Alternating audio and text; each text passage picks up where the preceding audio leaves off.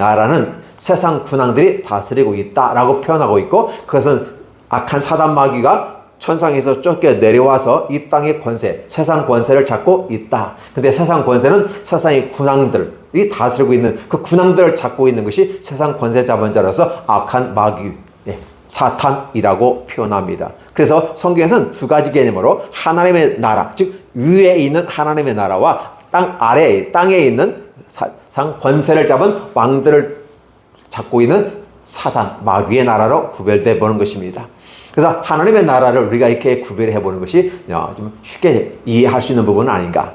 그리고 아울러서 하나님의 나라는 결국은 하나님이 왕으로 통치하는 것이다. 나라라는 개념은 왕이 있습니다. 그래서 구약은 하나님께서 왕이 친히 되십니다. 그리고 그 왕으로서 자신의 제사장과 선지자를 세우고 또 사사를 세우고 자신의 일들을 함께 이 땅에서 만들어 갈 수 있도록 해 주십니다. 그래서 하나님께 나타나셔서 얘기합니다. 때로는 구약에서는 천사들이 나타나서 얘기합니다. 천사들을 통해서 언급해 주기도 하고요.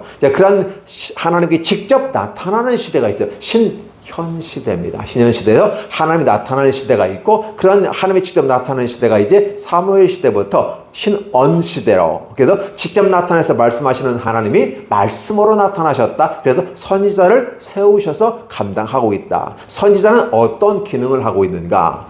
하나님의 말씀을 잘하면 잘했다고 칭찬합니다. 근데 잘했다고 칭찬은 거의 안 하죠. 뭔가 잘못했을 때, 문제가 생겼을 때 문제 해결하기 위해서 선언합니다. 이렇게 하는 것이 바람직한 거야. 이렇게 하는 것은 잘못된 거야. 그러면 잘한 것과 틀린 것 사이 속에서 우리는 어떻게 해야 될 것인가?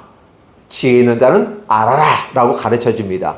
만약에 그 가운데서 잘하면 내게 상을 주거니와 그렇지 않으면 너에게 벌이 임할 거야. 경고를 줍니다.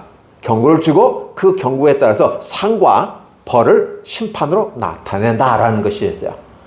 신현현 시대는 그렇게 나타납니다. 그런데 사무엘 시대에는 바로 신언 시대로서 사무엘을 통해서 하나님 말씀하시고 그 말씀으로 다스려가는 시대입니다. 그 시대가 바로 왕이 있는 시대라고 표현합니다. 물론 그 시대에는 이스라엘이라는 왕이 다른 세상 구조 속에서의 왕 개념은 없었던 것입니다. 다른 나라에서는 왕이라는 개념이 있었는지 몰라도 그 땅에서는 진정한 왕은 하나님이다라고 하는 부분이에요.